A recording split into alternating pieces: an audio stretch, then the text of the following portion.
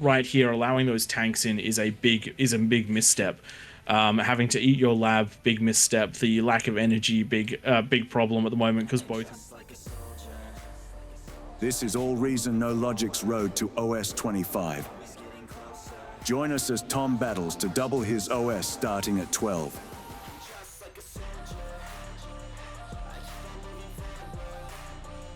Hit subscribe and leave your comments and tips.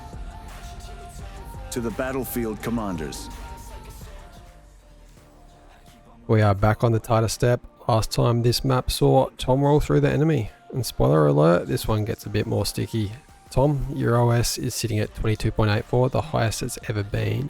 Let's see if you can keep that momentum going. That's right, ladies and gentlemen, and if you are seeing the lineups right away, you'll already know that there is a problem coming up in this matchup. We have the 28 OS on the blue team that's running up against the 18 OS in the top lane right next to Tank Tom. So Tank Tom's going to have a difficult one this time round. We'll see whether he can rise to the occasion or if this is going to break that nice win streak he's been on. I'm realizing that I have a fairly consistent matchup with some of the highest players on the opposite team, whether they're in my lane or sort of the next lane across. I mean, more than once this has happened now. Well, so you should be. I reckon it's all that aggression. The higher OS players before OS 30 tend to win their games through early game aggression. So we'll see whether or not all of this training is going to serve you well as you continue on that journey. Now, looking at this map, what is the overall strategy for this one? You've got mexes behind, you've got mexes in front, you've got a lot of lanes to deal with, a lot of space to control, as well as these tar zones, which slow down vehicles by 75%. What is the go on this one? And it looks like you've picked vehicles. What do you guys reckon? Is that the optimal, or should we be? Sorry, you've picked bots, but is vehicles more optimal? That's the question. I've gone bots to start off with, largely for the res bots this time around.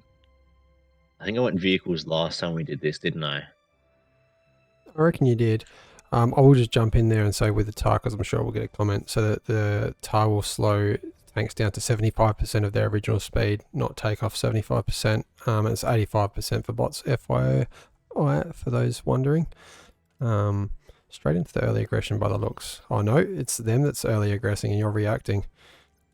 Yep, but I've got my LLTs up on the 2 choke points. I'm learning. Taking a while, but we're getting there. I think the important thing to note here is unit positioning in this early stage of the game. Right now, these little canyons provide nice little locations to push up through. Because you've got that LLT there, you can essentially move up to that next one, which is going to be between the Geo and the front mountain. If you do that, you at least will know what's coming, and if each player manages to do something simple, the only real area of vulnerability is through the middle, but the sides can be quite safe. Unfortunately, though, max DC above you is leaving some nice gaps for players to run through. You've got to be very careful of that, but vehicle start very expensive, especially because, as you mentioned, those res bots are what's producing most of your energy for now, and that's why I do like the bot start on this map. But I do think that there is always a point where transitioning to the vehicles might be important as well. Some miss micro by the green player north of you, actually taking his units away from these rascals, which have taken out 3 mexes. It looks like it's going to be 4, and it might even become your problem shortly if they move on. Yeah, 4 mexes going down. I like that they've tapped the solo as well, so very nice raid out of the blue player already, taking advantage of someone with a little bit less experience. Tom, one thing I noticed at the start, like, you have not bottomed out in metal. It's not gone below 200, so I would have interrupted the commander's queue and punched out that first construction bot. Instead, it sat there and built over the full build of it with just the 150 build power out of the lab, and going into a very slow construction turret as well. So I definitely love using the commander's 200 and what's the build power on a commander? 300. Looking at the combat at the front right now, this is an area that will make a big change in your play. Right now, you have 3 pawns sitting in base. If you had those rallied to your comm, they at least would have been further forward. With 4 pawns here, you have no chance of engaging those incisors. If you had the 7, you may, with the comm backup, you may have decided to do so. Now they're going to become a problem for the player below you, though thanks to that LLT, it does look like they're going to keep on running. But that is a nice vulnerability they're heading to with the orange side. So just a thing to bear in mind if you're not microing to bring all your units forward and set those waypoints, just set it to your comms so at least they're going somewhat forward. Luckily, Looks these are going to be now running fixed into a that Janus. waypoint. Problem with Janus is they only shoot every so often. And they can be quite outrun by those incisors, and they are going to be quite the problem. I think they're going to slow down the pink player in the middle as well, taking out that builder. Yep, they do. And even if that's all they manage to do, that's a big loss for the pink player. But moving on up a little behind your direct opponent, going to get some pole position. But if you look at what your direct opponent has as far as the units, they're only going to have a couple of incisors to deal with you. So knowing that there was a big run by through them, this is the opportunities. The opportunities that pop up here are to try to take advantage of their lack of spend on defensive units.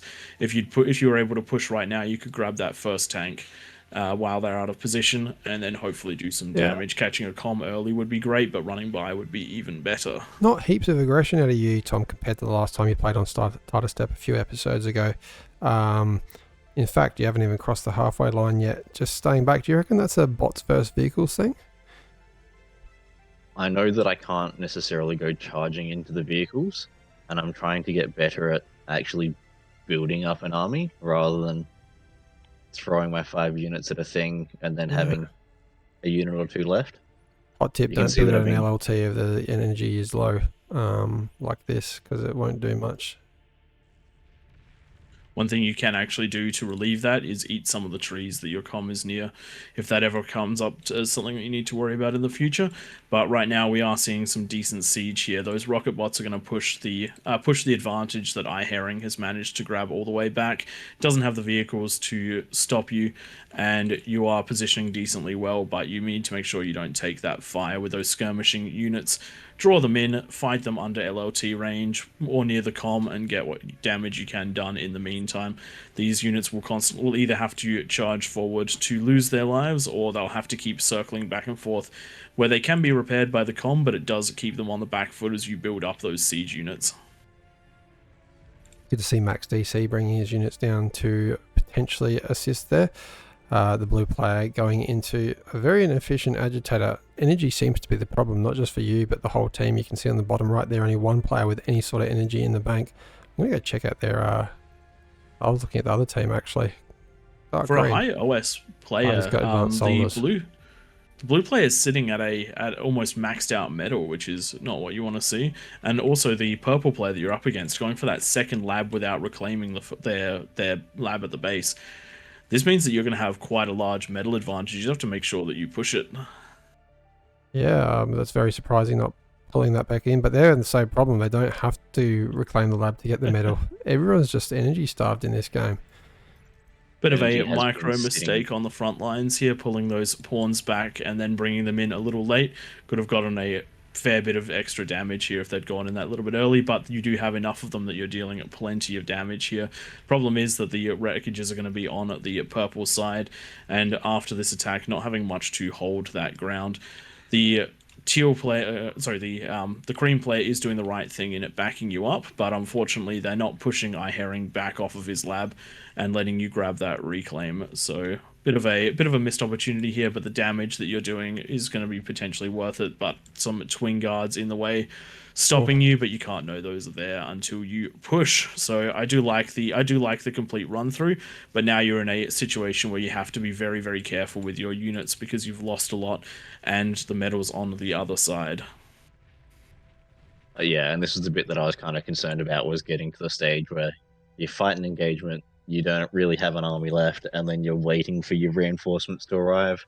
Now, that's actually a really important point to bring up. If you look back at your base, your army is currently sitting in 900 unused metal, or 1,000 unused metal value right now. What you're missing out on is it has been your macros. You've done decently with the micro, you've won that engagement, but if you did have your spending down, then you would probably have another 10 or so pawns and another 5 or so rocketeers at the front line, and you would have been able to completely take this area, no questions asked, because now there's a few units there, but when the engagement happened, you would have been able to continue sieging with those rocketeers and definitely gotten that lab, probably pushed Herring off and claimed the reclaim for yourself. So it's a really important one for those of you guys watching. It is really important to win those engagements up front to try and get the damage done in the back lines, but if you're not keeping up with your metal spending and your conversion back at base, then you're doing yourself a disservice.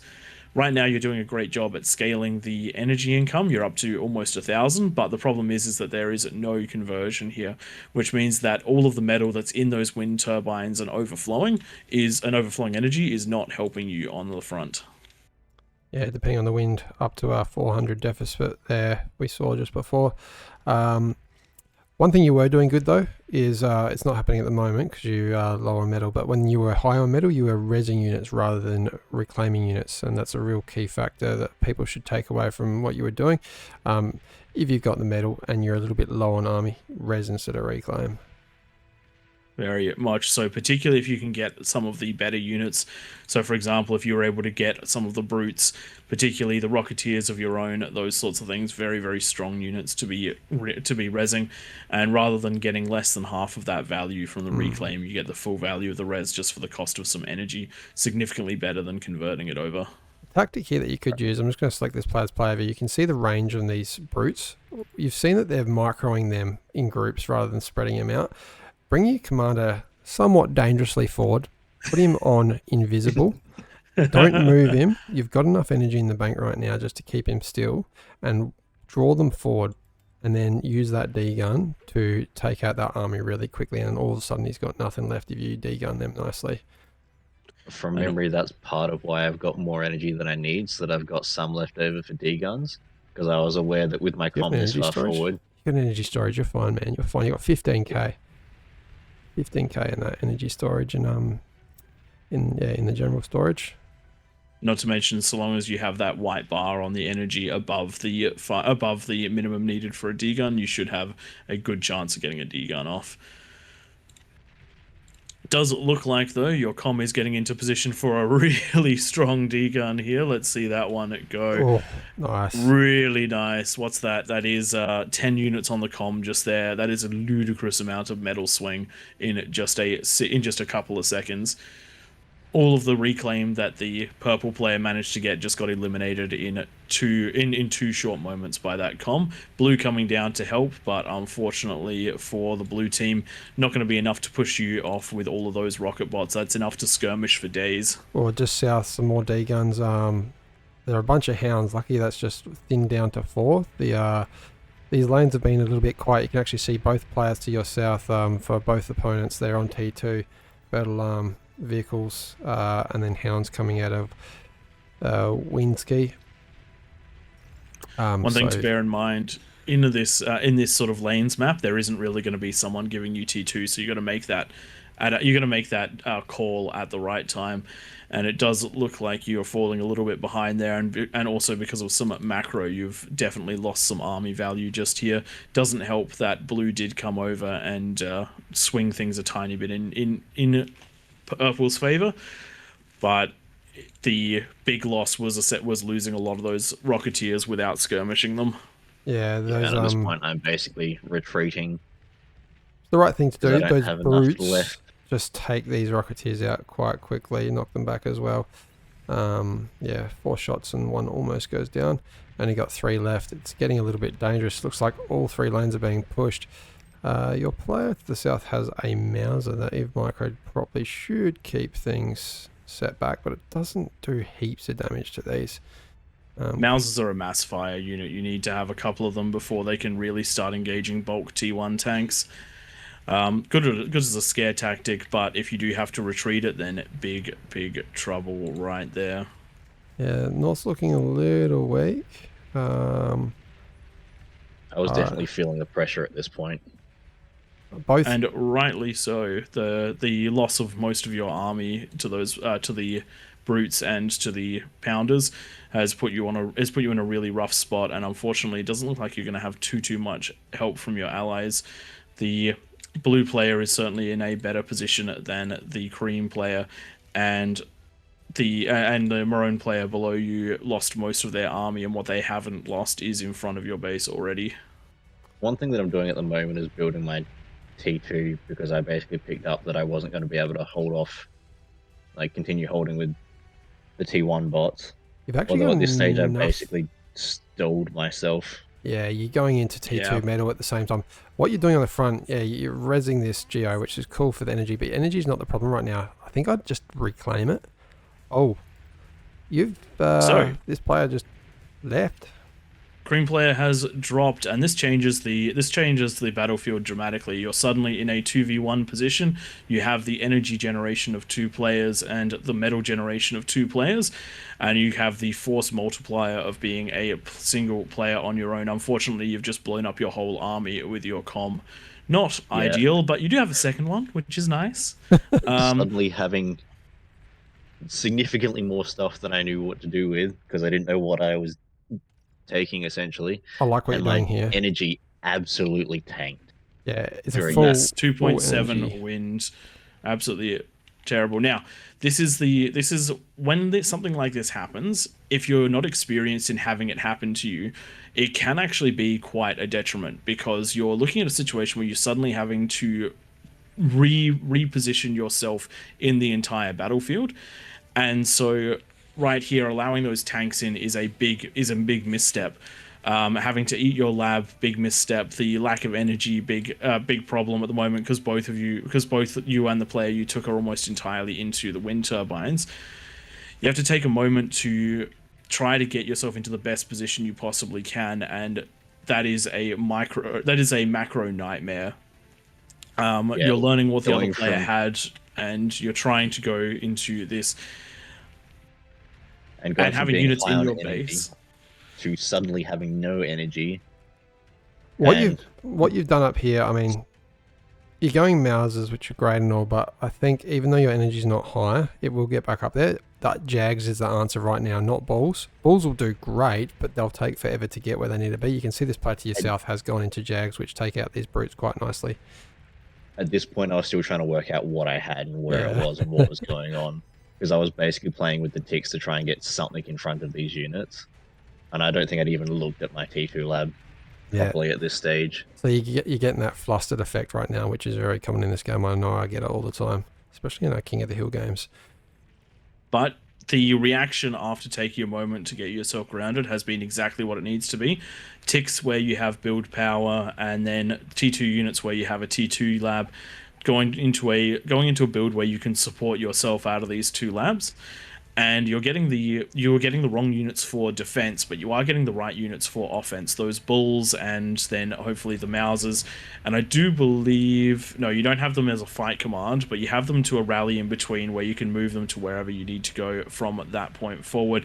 And because of the lack of units on that front line for the blue player to fight your T2, definitely managing to do a lot of damage. You're having trouble spending, but you're also having issues with where your builders are and where the build power is and all that sort of thing. So you got to spend some time to fix that all up. Big group of 8 builders here. The biggest criticism I have from seeing this game is that despite everything going on, you do need to send those out to do things. Move those out to grab the T1s, to get that Geo back, get reclaim, all that sort of thing. Jump into the res bots, which you are doing. Everything one at a time, and the order is quite important. save yourself, get your resources, work out what you need to push forward and win. It's a lot to take on in one go, but you're doing a good job of it, even if it's but you are still going to get critiqued for the little bits that you can do better. Not the only player in the same situation. Smart Boy down south has actually had to take the red player. Your highest OS player has left the game for whatever reason. I don't know if they lost their comm or something, or if they had to go for whatever personal reason. But that, yeah, makes things really tricky for your team now. It's a 6 versus 8 game. And the question is that does the micro of the 8 beat the power that 2 double eco players can bring to the field? Because if you're allowed to focus all of that onto a single lane, then it's an advantage for the single player, particularly if the opponent doesn't have the eco to back it up. And that is actually what we're seeing out of iHerring, as well as the blue player above. Compared to your eco, their combined is less than your total. So once I got in a good position to push forward, I was starting to feel better because I've now got the beamers up to protect my lower base. We've got the ticks coming out to provide the vision. All of those constructors that weren't doing anything are now basically they're following. Yeah, they were following. Now they're building those beamers. One thing that a little too much to do at the moment, but an area that could definitely see some improvement is what you're doing with the units. You have been sitting your units inside of the range of their agitators and their handful of quakers, so trading inefficiently, but that's not the biggest problem when you're out earning them. And if you can push them back off of this spot, particularly the purple player is going to be in big trouble because they've gone with a forward lab, and the only thing they have to protected is a couple of Tiger tanks. They don't have the economy to really pump much more out. 665 for a Tiger tank with a 38 income results in a very long build time for a Tiger tank. You did take out that agitator, nicely done. Your metal was quite high for a while there. You do have a lot of build power up north here. You've been quite lucky with wind, but with what happened earlier, I probably would suggest if anyone's in that situation with that much metal, just drop down a fusion. Even if you reclaim, you got souls you can reclaim there. You can reclaim some of the wind. I do like that you've handed off some of your wind as well, team player, for the wind. One thing that's probably worth mentioning for anyone listening to this, you won't be able to do all of these things at the same time whilst you're still like progressing through this stage. Once you get to the OS 100, that's kind of expected that you know exactly what's going on and you reprogram the game as you go to your benefit. But yeah, writing widgets while playing is the prerogative of an OS 100.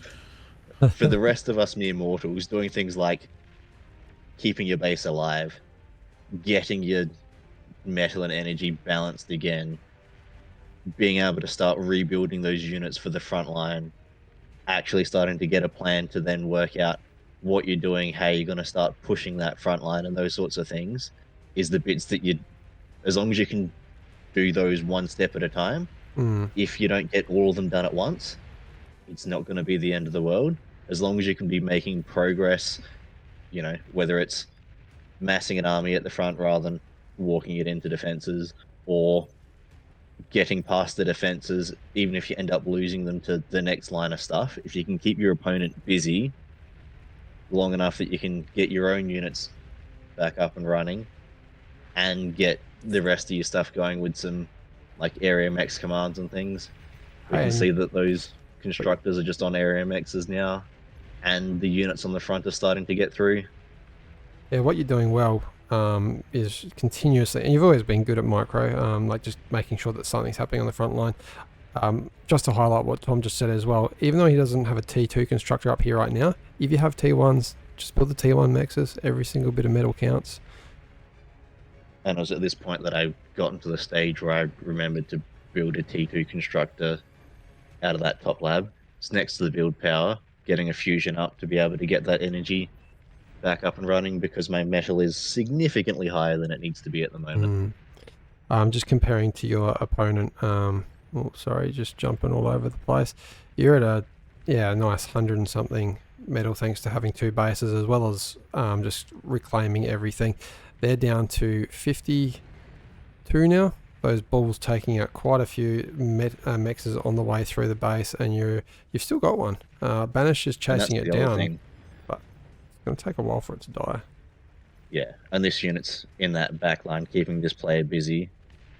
And it looks like the player below me's used the opportunity of that top line essentially falling to find the gap and push their way in as well. Yeah. And what they've done, because iHearing's had to move up north to help defend against you, is they've completely ignored their lane. It looks like they've lost a lot on their front line of their opposing lane, and they've thought, stuff attacking this lane, which is better defended. I'm going to go and hit them where it hurts. So yeah, you've really created that gap for your player. This SAR though might do some work. These Mausers go down pretty That quick. SAR should do a lot of work if it can turn its cannon around. Oh, It's attacking the shredder, which is not needed, but you can see how much it does when it hits. Pretty much that whole army just going down that one SAR. What I love to do in these situations is where you've got labs and things in between, use them as cover. Where things can't shoot through buildings, you can run to the other side. This is something which is great. You've actually really turned the tides here. I would say not the best start in the game. It got real rough in the middle there.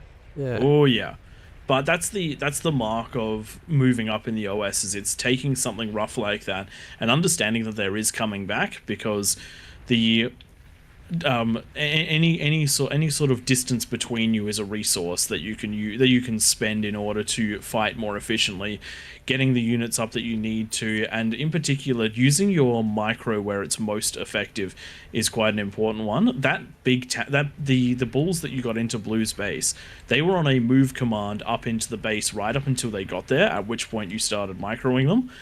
That's a really good use of your APM when the rest of it was being used in the middle to try and deal with the banishes that Purple had, and just a really solid way of making sure that you're applying pressure, that they can't afford to get away with anything crazy. They were trying to go for an APHIS, which is insane in the position that they're in. And this is where the decision making between a good player and an average player comes into effect. If you're in a losing position like that, you can't just say, "Oh yeah, I'm going to try and finish that APHIS." No, reclaim that, put it in units, and try and survive. Build the APHIS another day. I'm gonna say it's so close. There's an invisible fusion reactor down here, and you got it down to 1%. Just missed. 69 HP. Yeah. 69 HP. Oh, so man. good, so good. Yellow is struggling a little bit. They lost a advanced Geo, and they've got Marauders out, but those Marauders are up against some pretty solid T2 armies, and Yeah, it's just such an APM struggle. They've definitely not got geographic position with these two players taking a little bit more of the land. Hixa seems to be the name of the game here. It's really making the difference for both teams. It's now a race. Blue hasn't completely fallen, nor has this lime colour. iHearing, good to see they're not dropping out. Trying to restart again, and it's a north versus south battle right now. Middle's looking pretty stagnant.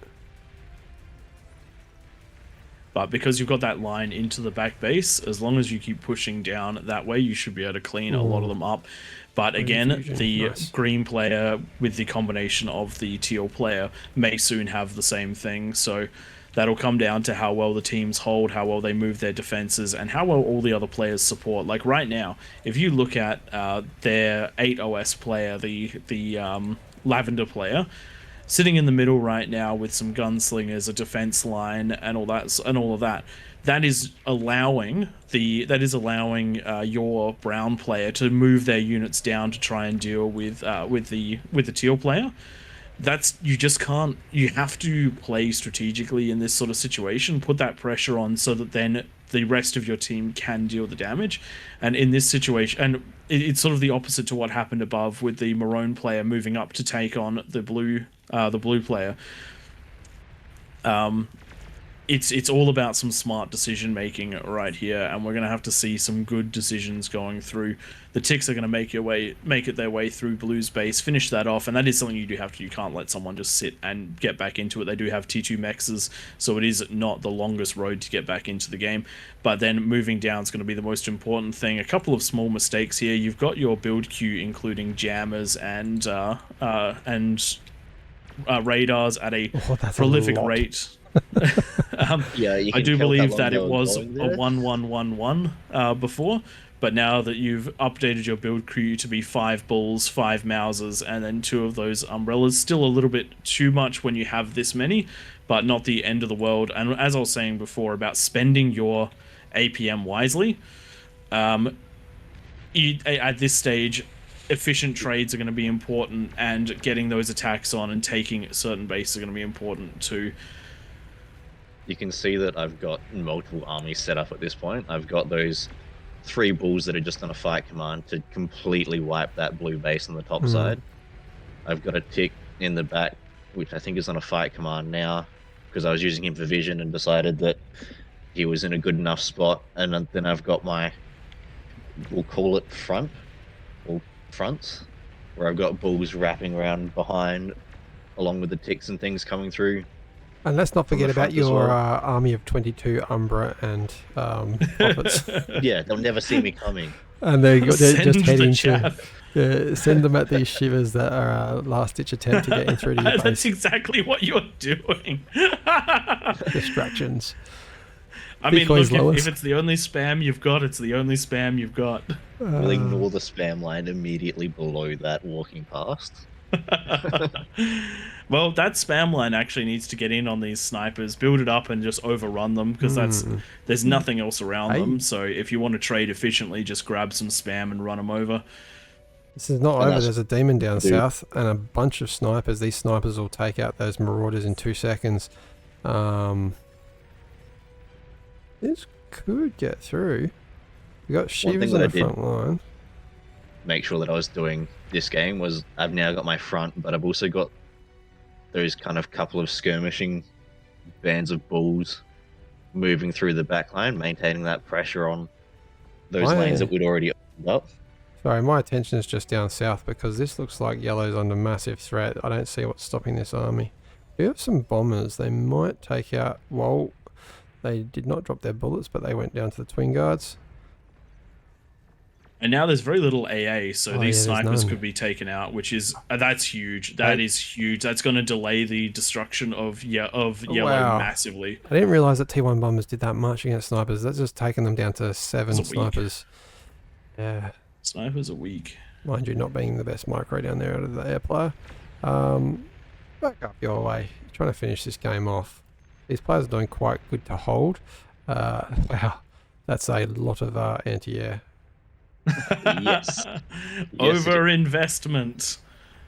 And again, knowing what you need and knowing how to bring it to bear is very, very important here. Taking out the sniper wall at the front very efficiently. You didn't lose a single bull to that offensive, and now you've got an open run into the green base and then hopefully down through the rest of those bases. And that little bit of bombing, as well as the combined, as well as orange helping out in these lower lanes, is keeping yellow alive just that little bit longer. So your team definitely has some opportunity here to punch on in. Oh no, air's above. Air is in the old blue spot, and it does look like it's heading down towards the anti-air wall. So maybe my criticism of too much AA may have been invalid. This could be just enough AA. It's pulled out. No, it's not. And probably doesn't need to be going there because it looks like you are right in there with those bowls. Oh yeah, that's just going to get taken out. Actually, interestingly enough, a lot of those shots are going onto things that are going onto the same bomber. So even though there was so much AA, a lot of it was wasted. Yeah. Interesting. You can see a lot of those bombers made it to the second base there. I like how they're taking the build power out and then going for the conversion by the looks. Obviously the targets that will drop off the quickest. And yellow's really... It's a race. Yeah, at They're this holding point, out. yellow's holding. We've basically cracked this top side and starting to roll down. So rather than having to fight across the fronts, we can fight through the back. And with the other team focusing a lot of their armies forward, it means that we're fairly free to just roam on through.